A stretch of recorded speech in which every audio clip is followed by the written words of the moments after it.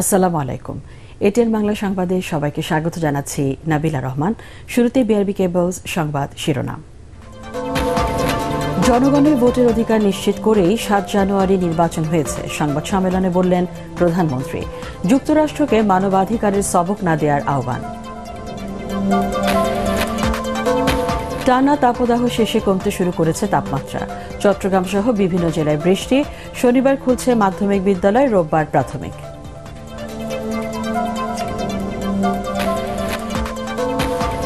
অর্থ পাচার মামলায় ডক্টর মোহাম্মদ ইউনূসকে জামিন। সুদখোর বলা হলেও তা গ্রহণযোগ্যতা পায়নি, দাবি ইউনূসের।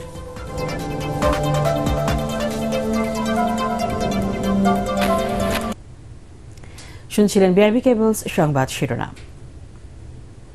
এবার বিস্তারিত। জনগণের ভোটের অধিকার নিশ্চিত করেই ৭ জানুয়ারি নির্বাচন অনুষ্ঠিত হয়েছে বলে মন্তব্য করেছেন প্রধানমন্ত্রী শেখ হাসিনা। থাইল্যান্ড সফর পরবর্তী সংবাদ সম্মেলনে মানবাধিকার ইস্যুতে যুক্তরাষ্ট্রকে নিজের ঘর সামলানোর কথা বলেন তিনি।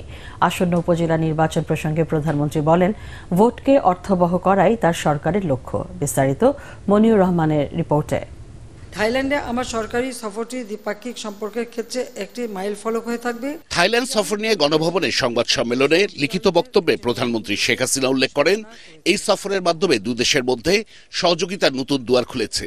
মিয়ানমারে রোহিঙ্গা শরণার্থী প্রত্যাবাসনে থাই সরকারের সহযোগিতা চেয়েছে বাংলাদেশ। পরে প্রশ্নোত্তর পর্বে প্রধানমন্ত্রী বলেন, অতি ডান ও অতি বাম এক হয়ে সরকারের উৎখাত চাইলেও তাতে জনগণের সাড়া নেই। ঠিক আছে, তারা আমাকে উৎখাত করবে, পরবর্তীতে কে আসবে তাহলে? সেটাকে ঠিক করতে পেরেছে? সেটাই তো আমার প্রশ্ন। কারা আসবে, কে আসবে ক্ষমতায়, কে দেশের জন্য কাজ করবে, কাকে তারা আনতে চায়, সেটা কিন্তু স্পষ্ট না। আর সেটা স্পষ্ট না বলেই তারা কিন্তু কেউই জনগণের কোনো সাড়া পাচ্ছে না। এখন যারা আন্দোলন করে করুক, সেটা তো আমরা তো বাধা দিচ্ছি না। উপজেলা নির্বাচন নিয়ে প্রশ্নের জবাবে প্রধানমন্ত্রী বলেন, প্রার্থিতার ক্ষেত্রে দলীয় কর্মীদের মূল্যায়ন করা উচিত।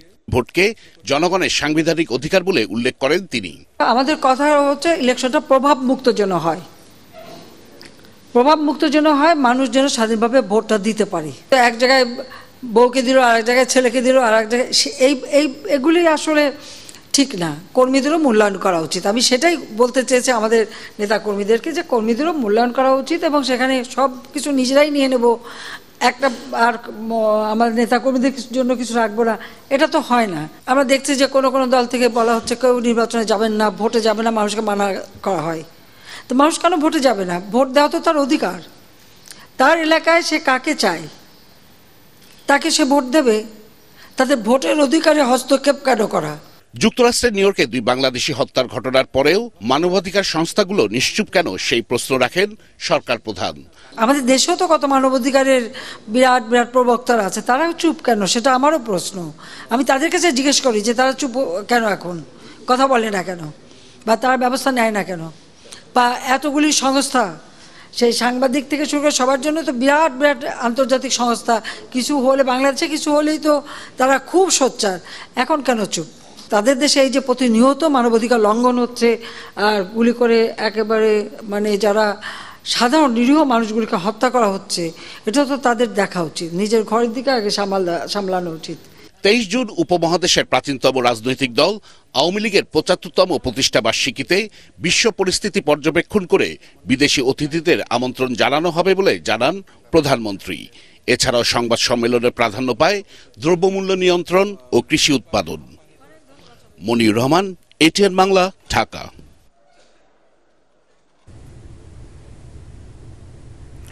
আওয়ামী লীগের ত্যাগী নেতাদের কারণেই দল বারবার ক্ষমতায় এসেছে বলে মন্তব্য করেছেন প্রধানমন্ত্রী শেখ হাসিনা। দ্বাদশ জাতীয় সংসদের দ্বিতীয় অধিবেশনে শোক প্রস্তাবের ওপর আলোচনায় অংশ নিয়ে তিনি বলেন, নেতাদের একাগ্রতা আর সংগ্রামে দেশের মানুষের জীবনমান উন্নত হয়েছে। ঝিনাইদহ 1 আসনের সংসদ সদস্য মরহুম আব্দুল হাইয়ের রাজনৈতিক জীবনের প্রশংসা করে প্রধানমন্ত্রী বলেন, তিনি আওয়ামী লীগের অত্যন্ত সাহসী ও আদর্শবান সংগঠক ছিলেন। ঝিনাইদহকে সর্বহারামুক্ত করতে প্রয়াত এ নেতার অবদান কৃতজ্ঞতার সাথে স্মরণ করেন প্রধানমন্ত্রী।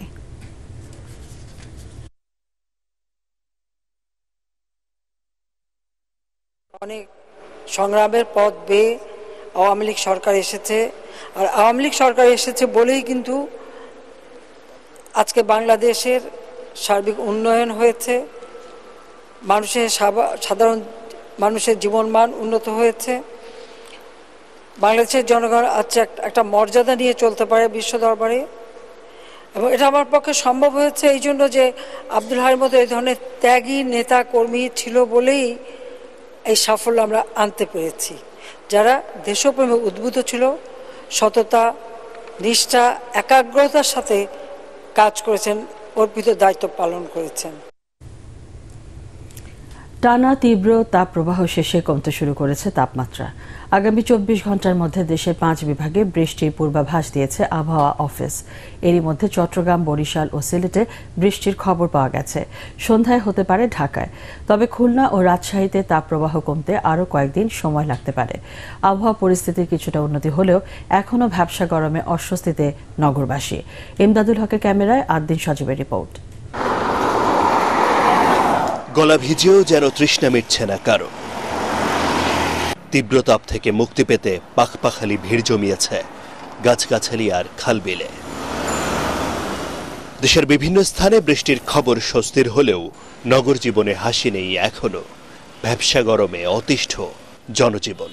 বেশি কষ্ট নিম্ন আয়ের মানুষের। গরমে রাতে ঘুম হয় না, দিনে কাজে মন বসে না।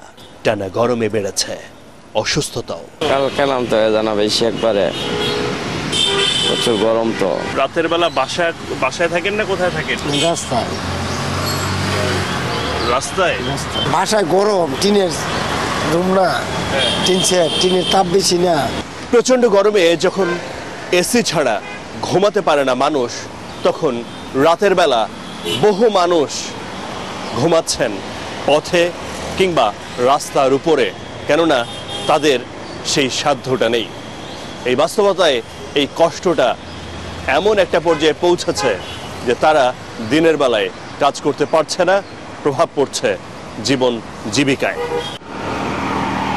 দক্ষিণ এশিয়ায় এল নিনোর প্রভাবে এপ্রিল জুড়ে তীব্র তাপপ্রবাহ এবার ভাবিয়েছে সবাইকে। তবে বঙ্গোপসাগর আর আরব মহাসাগরে নতুন করে জলীয় বাষ্প বাড়তে থাকায় বৃষ্টির সম্ভাবনাও বেড়েছে সারা দেশে। তবুও শহরাঞ্চলে গরমে বিপাকে মানুষ। সবাই তো দোয়া করতেছে তাপ কমানোর জন্য। প্রচুর তাপ দিন দিন বেড়ে চলছে। একটু গাছের নিচে দাঁড়াবো, এরকম বড় গাছ নাই। 1-2 বৃষ্টি দেবে, রাস্তার মাটি খেয়ে ফেলবে। তারপরে এই গরমটা আরো বাইরিব, মাটির চেয়ে গরমটা আরো বাইরিব। আবহাওয়া অফিস বলছে আগামী 24 ঘন্টায় সারা দেশে বৃষ্টির সম্ভাবনা রয়েছে। তাপমাত্রা কমে তা 36 ডিগ্রি সেলসিয়াসে নামতে পারে। এরই মধ্যে চট্টগ্রামের কুতুবদিয়ায় 28 মিলিমিটার বৃষ্টি রেকর্ড করা হয়েছে। বৃষ্টি হচ্ছে সিলেট, বরিশালেও। উত্তর পূর্বাঞ্চলে বৃষ্টিপাত শুরু হবে এবং আস্তে আস্তে সেই যে এরিয়াগুলো, যে অঞ্চলগুলো আছে, অঞ্চলগুলো আস্তে আস্তে বৃদ্ধি পেতে থাকবে। তবে 12 মের পর আবারও বাড়তে পারে তাপপ্রবাহ। আদ্দিন সজীব, এটিএন বাংলা, ঢাকা। তীব্র গরমে কয়েক দফা বন্ধ থাকার পর আগামী শনিবার থেকে খুলছে মাধ্যমিক স্তরের শিক্ষা প্রতিষ্ঠান। ওই দিন থেকে ক্লাস ও পরীক্ষা যথারীতি চলবে বলে জানিয়েছে শিক্ষা মন্ত্রণালয়। এর মাধ্যমে 16 মাস বন্ধ থাকার পর আবারও শনিবারে ফিরছে স্কুলের কার্যক্রম। শিক্ষণ ঘাটতি কাটিয়ে ওঠা পর্যন্ত সপ্তাহে 6 দিন স্কুল চলবে বলে জানানো হয়েছে। এদিকে আগামী রোববার খুলবে প্রাথমিক বিদ্যালয়। 2 শিফটে চলবে বেলা 11:30 পর্যন্ত। তবে বন্ধ থাকবে প্রাক প্রাথমিকের ক্লাস। শিশুদের স্বাস্থ্য সুরক্ষায় ব্যবস্থা নিতে স্কুলগুলোর প্রতি নির্দেশনা দিয়েছে প্রাথমিক শিক্ষা মন্ত্রণালয়।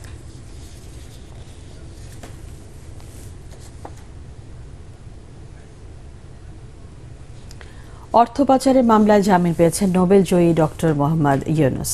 একই সাথে অভিযোগ গঠনের শুনানির জন্য 2রা জুন দিন ধার্য করেছেন আদালত। ডক্টর ইউনুসের দাবি, তাকে সুদখোর বলা হলেও তা গ্রহণযোগ্যতা পায়নি।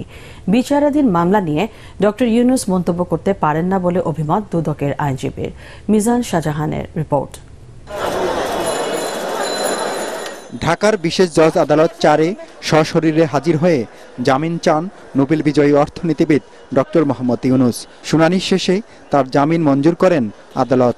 পরে আদালত চত্বরে মামলার বিষয়ে কথা বলেন ডক্টর ইউনুস। তিনি বলেন, তাকে বারবার সুদখোর বলা হলেও তা গ্রহণযোগ্যতা পায়নি। তিনি বলেন, এক আদালত থেকে অন্য আদালতে যেতে হচ্ছে তাকে। আমাকে বলা হয়েছে আমি সুদখোর, বহুবার বলা হয়েছে, আপনারা সেটা গ্রহণ করেন নাই।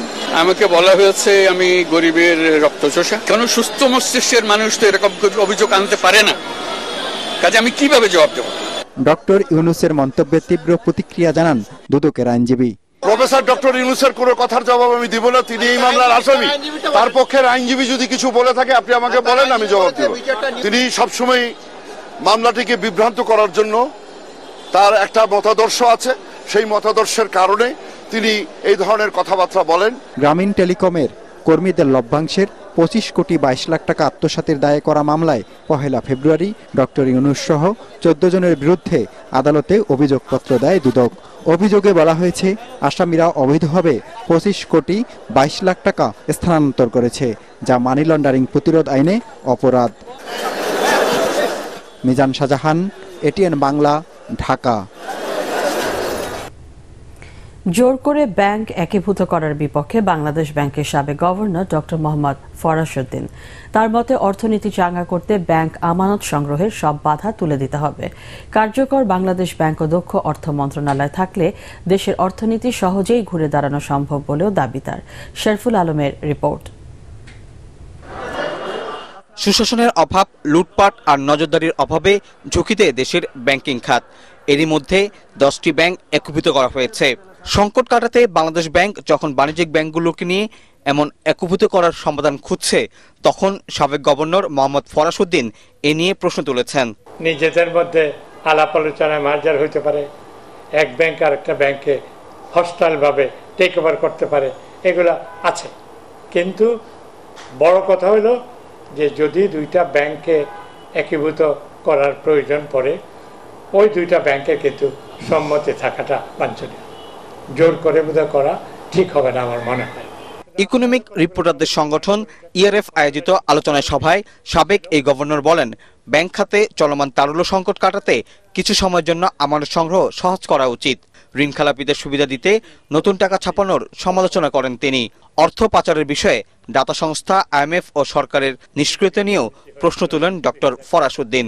ব্যাংকের সংখ্যা অনেক বেশি, এত ব্যাংক ধারণ করার ক্ষমতা বাংলাদেশের নাই। হয়তো আমানতের বীমা এখন 1 লক্ষ, এটাকে 1 কোটি টাকা করা দরকার। 3 থেকে 6 মাসের জন্য এখন ব্যাংকের আমানত রাখাতে সমস্ত প্রতিবন্ধকতা দূর করে দেওয়া দরকার। অর্থনীতির সুশাসন ফেরাতে বাংলাদেশ ব্যাংকের স্বায়ত্তশাসনের চর্চা আবারও চালু করার পাশাপাশি অর্থ মন্ত্রণালয়ের দক্ষতা বাড়ানোর তাগিদ দেন কেন্দ্রীয় ব্যাংকের সাবেক এই গভর্নর। শরফুল আলম, এটিএন বাংলা, ঢাকা। উপজেলা নির্বাচনে মন্ত্রী এমপিদের অবৈধ হস্তক্ষেপ ঠেকাতে স্পিকারদের চিঠি দিয়েছে নির্বাচন কমিশন। এমন তথ্য জানিয়ে নির্বাচন কমিশনার মোহাম্মদ আলমগীর বলেছেন, যে কেউ নির্বাচনে প্রভাব বিস্তার করলে ব্যবস্থা নেবে ইসি। সাংবাদিকদের সাথে আলাপকালে তিনি আরও জানান, প্রিজাইডিং কর্মকর্তা সহ প্রশাসনের কারো বিরুদ্ধে অভিযোগ এলে তাৎক্ষণিকভাবে দায়িত্ব থেকে সরিয়ে দেওয়া হবে। এছাড়া দলীয়ভাবে নির্বাচনে অংশ না নিলে কোনো প্রার্থীকে প্রত্যাহারে চাপ দেওয়া যাবে না বলেও রাজনৈতিক দলগুলোকে সতর্ক করে দেন মোহাম্মদ আলমগীর। যদি কোনো প্রিজাইডিং অফিসার বা সরকারি প্রিজাইডিং অফিসার পুলিং অফিসার বিরুদ্ধে কোনো প্রার্থী তার বলে যে তার প্রতি আস্থা নাই, সে নিরপেক্ষ নয়, তাহলে তাকে পরিবর্তন করে দিতে হবে। এজন্য কোনো তদন্তের প্রয়োজন হবে না। মন্ত্রী এবং মাননীয় এমপি মহোদয়দের প্রার্থী আত্মীয় স্বজন আছে বলে জানা যাচ্ছে, অতএব যাতে তারা কোনো প্রভাব বিস্তার করতে না করেন, স্পিকার যাতে মাননীয় মন্ত্রী এবং এমপিদের বিষয়টা, কমিশনের এই বিষয়টা তাদের নজর। আওয়ামী লীগের অধীনে জনগণকে জাতীয় নির্বাচনের মতো যে কোনো নির্বাচন বর্জনের আহ্বান জানিয়েছেন বিএনপির সিনিয়র যুগ্ম মহাসচিব রুহুল কবির রিজভী। উপজেলা নির্বাচন বর্জনে জনগণকে উদ্বুদ্ধ করতে নেতাকর্মীদের আহ্বান জানান তিনি। রাজধানীর উত্তর বাড্ডায় শ্রমজীবী মানুষের মাঝে বিশুদ্ধ পানি ও খাবার সালান বিতরণের আগে রিজভী এসব কথা বলেন। এ সময় তিনি অভিযোগ করেন, সরকার শ্রমজীবী মানুষের কষ্ট লাঘবে উদ্যোগ না নিয়ে লুটপাট ও দুর্নীতিতে ব্যস্ত। আওয়ামী লীগ সাধারণ সম্পাদক বিএনপিকে নিয়ে প্রতিনিয়ত মিথ্যাচার করছে দাবি করে রিজভী আরও বলেন, ক্ষমতাসীনদের পতন না ঘটানো পর্যন্ত রাজপথ ছাড়া হবে না। ওবায়দুল কাদের সাহেব উনি যে কথা বলেন, মানুষ এই কথাকে বলে যে শ্রাবণের যে বৃষ্টি ধারা হয়, সেই শ্রাবণের বৃষ্টি ধারার মতো তিনি অনর্গল মিথ্যা কথা বলে যেতে পারেন। বিএনপি নাকি ক্লান্ত এবং হতাশ হয়ে গেছে, অনেকেই নাকি দেশ ছেড়ে বিদেশে যাচ্ছেন। দেশ ছেড়ে বিদেশে যাচ্ছে সরকারি দলের লোকরা, বিএনপির কোন নেতা কর্মীরা তো টাকা পাচার করেনি, সব তো আওয়ামী লীগ তার দখলে। তাও শুধু না, বিএনপির ব্যবসা বাণিজ্য তো দখল করছে আওয়ামী লীগের পান্ডারা। ভোক্তার ঘাড়ে দাম না চাপিয়ে বিদ্যুৎ ও জ্বালানি খাতে সুশাসন নিশ্চিত করার দাবি জানিয়েছে consumer association Bangladesh cab. Reporters ইউনিটিতে সংবাদ সম্মেলনে বক্তারা বলেন, নির্বাহী আদেশে বিদ্যুৎ ও জ্বালানি পণ্যের দাম নির্ধারণ করে জনগণের সাথে অন্যায্য আচরণ করছে সরকার। ফজলে রাব্বির রিপোর্ট। অসাধু বিদ্যুৎ ও জ্বালানি ব্যবসা সুরক্ষায় মূল্য বৃদ্ধি নয়, জ্বালানি সুবিচার চায় শীর্ষক কনজিউমার অ্যাসোসিয়েশন বাংলাদেশ ক্যাবের সংবাদ সম্মেলনে ঘুরে ফিরিয়ে আসে ভোক্তা অধিকারের প্রসঙ্গ। তাগিদ আসে এ খাতের অনিয়ম ও দুর্নীতি কমিয়ে আনার। ভর্তুকি কমানোর শর্তে ঋণ দেওয়ার প্রসঙ্গে IMF এর সমালোচনা করে বক্তারা বলেন, সত্যিকারের ভালো চাইলে সংস্থাটি ভর্তুকি কমানো নয়, সুশাসন নিশ্চিত করার তাগিদ দিত। IMF যদি মনে করে ভর্তুকি উঠিয়ে দেওয়াটাই একমাত্র কাজ এবং তাদের যে philosophy no lunch is free, এটাই একমাত্র কাজ, তাহলে পরে আমি বলবো যে এটা নিওলিবারালিজম বা অবাধ মুক্ত বাজার অর্থনীতির একটা দর্শন, যেটা আমাদের সংবিধানের বিরুদ্ধে। যদি অস্বচ্ছতা, অপচয়, অমিতব্যয়িতা দূর করা হয়, যদি স্বচ্ছতা এবং জবাবদিহিতা প্রতিষ্ঠা করা সম্ভব হয়, তাহলে ভর্তুকির প্রয়োজনই হবে না, মূল্যবৃদ্ধিরও প্রয়োজন হবে না। বিদ্যুৎ ও জ্বালানি খাতকে কৌশলগত পণ্য ও সেবা উল্লেখ করে অর্থনীতিবিদ ও জ্বালানি বিশেষজ্ঞরা বলেন, এনার্জি রেগুলেটরি কমিশনের ক্ষমতা খর্ব করে কেবল ভোক্তাকে নয়, সরকার নিজেদেরও বিপাকে ফেলেছে, দুর্নীতিকে প্রশ্রয় দিচ্ছে। এখন অটো মেশিনের উপরে দিয়ে দিয়েছে, অর্থাৎ তারা যেভাবে চাবে মেশিনের রিডিং দেখে আমাদেরকে এইভাবে বুঝাবে যে অটো অ্যাডজাস্ট হয়ে গেল। এই অ্যাডজাস্টমেন্টের যৌক্তিকতা আছে কিনা, বৃদ্ধি কমাস যৌক্তিক হচ্ছে কিনা, কোনো কিছুরই কোনো তোয়াক্কা নেই, দায়িত্ব নেই, জবাবদিহিতা নেই। সংবাদ সম্মেলনে বিদ্যুৎ ও জ্বালানির মূল্য বৃদ্ধি না করে 3 বছরের মধ্যে ভর্তুকি শূন্যের কোঠায় নামিয়ে আনতে 13 দফা পরামর্শ বা দাবি তুলে ধরা হয়। এতে প্রতিযোগিতাহীন বিনিয়োগ বন্ধ, বিদ্যুৎ ও জ্বালানি দ্রুত সরবরাহ আইন রদ করা সহ নানা পরামর্শ দেওয়া হয়েছে। আমি তো দেখছি তেলে ওনারা লাভ করছেন। ফজলে রাব্বি, ATN বাংলা, ঢাকা। দেশের রাবার উৎপাদন বাড়াতে উচ্চ ফলনশীল ক্লোন চারা আমদানি করতে যাচ্ছে সরকার। এই প্রযুক্তির একটি গাছ থেকে বছরে পাওয়া যাবে 3000 কেজি রাবার, যেখানে সাধারণ গাছ থেকে মিলছে মাত্র 350 কেজি। আগামী 8 বছরের মধ্যে ভারত থেকে আনা আধুনিক এই রাবার গাছের বাগান উৎপাদনে যাবে বলে আশা সংশ্লিষ্টদের। চট্টগ্রাম থেকে আবুল হাসনাতের রিপোর্ট, জানাচ্ছেন ইমদাদুল্লাহ বাবু। রাবার উৎপাদনের কাঁচামাল বা রাবার গাছের কষকে বলা হয় তরল সাদা সোনা। 1952 সালে মালয়েশিয়া ও শ্রীলঙ্কা থেকে বীজ আর চারা এনে চট্টগ্রাম এবং টাঙ্গাইলে পরীক্ষামূলকভাবে রাবার চাষ শুরু হয়। সময়ের পরিক্রমায় সরকারি এবং বেসরকারি উদ্যোগে দেশে বিস্তৃত হয় রাবার চাষ। বর্তমানে মালয়েশিয়া, থাইল্যান্ড ও ভারত সহ বিভিন্ন দেশ উন্নত জাতের চারা দিয়ে রাবার বাগান গড়ে তুললেও আধুনিকায়ন করা হয়নি বাংলাদেশের বাগানগুলো। সেই 40 বছর পুরনো গাছের কলম করে বাগান গড়ছেন চাষিরা, ফলে কম উৎপাদনের কারণে ক্ষতিগ্রস্ত তারা। আর রাবারের চাহিদা মেটাতে আমদানি করে বৈদেশিক মুদ্রা হারাচ্ছে দেশ। উচ্চ ফলনশীল ক্লোন, বার্ড, বীজ এবং টেকনিক্যাল সাপোর্ট আমাদেরকে দেবে বলে আমাদেরকে ইন্ডিয়ান রাবার বোর্ড আশ্বস্ত করেছে। তারা যদি আমাদেরকে টেকনোলজি দেয়, আমরা ভালো প্রোডাক্ট বানাতে পারি, তারা ভালো প্রোডাক্ট ইম্পোর্ট করতে পারে। তাদের কিন্তু 50% শর্টেজ অফ দি রাবার। এই অবস্থায় উচ্চ ফলনশীল রাবার গাছের ক্লোন চারা ভারত থেকে আমদানি করতে যাচ্ছে সরকার। এরই মধ্যে সম্ভাব্যতা যাচাইয়ে দেশটির রাবার বোর্ডের 5 সদস্যের প্রতিনিধি দল পরিদর্শন করেছেন চট্টগ্রামে এশিয়ার বৃহত্তম ফটিকছড়ি দাঁতমারা রাবার বাগান সহ কয়েকটি এলাকা। High yielding variety clones, the capacity building, the method for increasing the quality, and how to maintain the existing plantations. So these are all the things I feel that major points for further collaboration. তাদের ওখান থেকে পাওয়ার পরে আমাদের এটা উচ্চ ফলনশীল জাতের, আমাদের ফলনটা অনেক বাড়বে, আমাদের দেশীয় রাবার চাষিরা অনেক বেশি বেনিফিটেড হবে। রিকোয়েস্ট করেছি তাদেরকে যেন দ্রুত দেন, যাতে এই মৌসুমে আমরা পেতে পারি, যাতে গ্রাফটিংটা আমরা করে ফেলতে পারি। ড্রাই সিজনে করলে এটা সম্ভব হবে না। দ্রুত রাবার চাষিদের হাতে আধুনিক প্রযুক্তির এই ক্লোন চারা পৌঁছে দেয়া সম্ভব হবে বলে আশা সংশ্লিষ্টদের। Bureau report, ATN Bangla. National defence কলেজে শেষ হলো 3 সপ্তাহ ব্যাপী ক্যাপস্টন কোর্স। এতে অংশ নেন সংসদ সদস্য, সিনিয়র সামরিক ও পুলিশ কর্মকর্তা, শিক্ষাবিদ, চিকিৎসক, বিভিন্ন সংস্থার প্রতিনিধি, কূটনীতিক ও কর্পোরেট নেতাসহ ৩১ জন। প্রধান অতিথি হিসেবে ক্যাপস্টন ফেলোদের মাঝে সনদপত্র বিতরণ করেন প্রধানমন্ত্রীর নিরাপত্তা বিষয়ক উপদেষ্টা অবসরপ্রাপ্ত মেজর জেনারেল তারিক আহমেদ সিদ্দিকী। এ সময় জাতীয় নিরাপত্তা জোরদার করতে এবং দেশের টেকসই উন্নয়নে সাংবিধানিক দায়িত্ব যথাযথভাবে পালন করতে ফেলোদের প্রতি আহ্বান জানান তিনি। সমাপনী আয়োজনে ন্যাশনাল ডিফেন্স কলেজের commandant lieutenant general Saiful Alam উপস্থিত ছিলেন।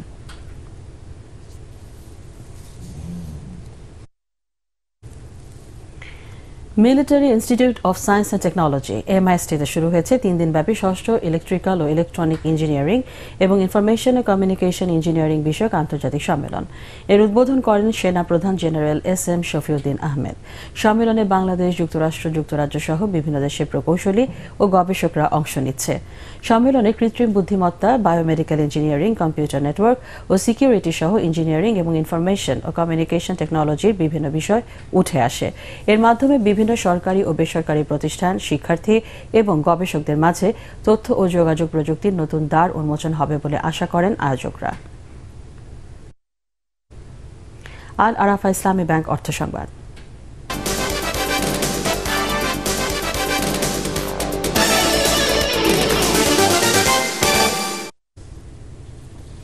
ভোক্তা পর্যায়ে আরও এক দফা কমল এলপিজির দাম। এপ্রিল মাসের তুলনায় 12 কেজি এলপি সিলিন্ডার গ্যাসের দাম 49 টাকা কমিয়ে 1393 টাকা নির্ধারণ করেছে এনার্জি রেগুলেটরি কমিশন।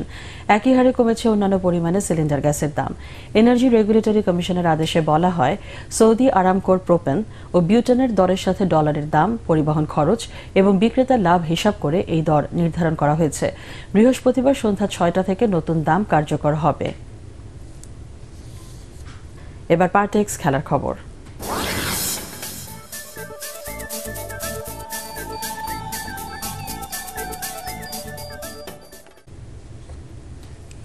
জিম্বাবুয়ের বিপক্ষে টি-20 সিরিজে বিশ্বকাপে প্রস্তুতি শুরু করতে চায় টাইগাররা।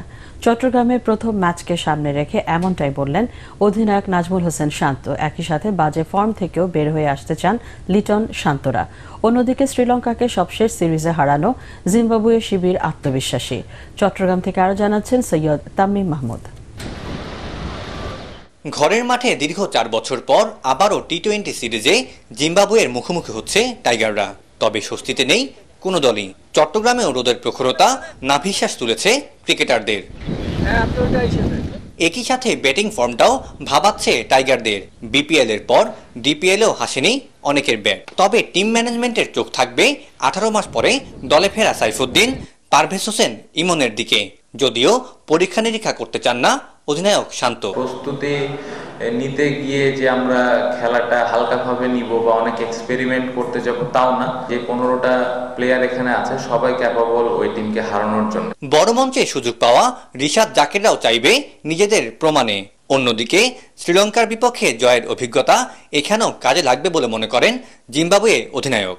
আমি চাই অ্যাজ এ ক্যাপ্টেন হিসেবে প্রত্যেকটা জায়গাতে যেন ফোকাস থাকে, প্রত্যেকটা জায়গাতে যেন আমরা ওয়েল প্রিপেয়ার হয়ে ওয়ার্ল্ড কাপে যেতে পারি। And I think it will be competitive series. If you look at our history, majority of the times Bangladesh and Zimbabwe have played very entertaining cricket. এর আগে ট্রফি উন্মোচন করেন দুদলের অধিনায়ক। শুক্রবার সন্ধ্যা 6টায় মাঠে গড়াবে 5 ম্যাচের টি-20 সিরিজের প্রথম ম্যাচ। জিম্বাবুয়ের বিপক্ষে খেলা শেষ 3টি টি-20 সিরিজের মধ্যে 2টিতে বাংলাদেশ জিতলেও 2022 সালে খেলা সবশেষ টি-20 সিরিজ হেরে যায় টাইগাররা। অন্যদিকে শ্রীলঙ্কাকে হারিয়ে বেশ আত্মবিশ্বাসী জিম্বাবুয়ে শিবির। তাই বড় দলের মতো করে খেলে এই সিরিজ জিততে চায় শান্ত মাহমুদুল্লাহরা। চট্টগ্রামের জহুর আহমেদ চৌধুরী স্টেডিয়াম থেকে সৈয়দ তামিম মাহমুদ, ATN বাংলা। শেষ করার আগে বিআরবি কেবলস সংবাদ শিরোনাম জানিয়ে দিচ্ছি আরেকবার। জনগণের ভোটের অধিকার নিশ্চিত করেই 7 জানুয়ারি নির্বাচন হয়েছে, সংবাদ সম্মেলনে বললেন প্রধানমন্ত্রী। যুক্তরাষ্ট্রকে মানবাধিকারের সবক না দেওয়ার আহ্বান। টানা তাপদাহ শেষ কমতে শুরু করেছে তাপমাত্রা। চট্টগ্রাম সহ বিভিন্ন জেলায় বৃষ্টি। শনিবার খুলছে মাধ্যমিক বিদ্যালয়, রোববার প্রাথমিক।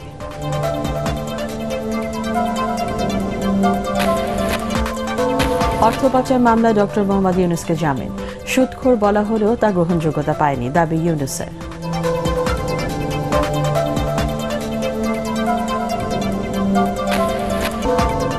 পরবর্তী সংবাদ দেখার আমন্ত্রণ জানিয়ে এখনকার মতো শেষ করছি। ATN বাংলা সংবাদ ইউটিউবে দেখতে ব্রাউজ করুন youtube/ATN Bangla News।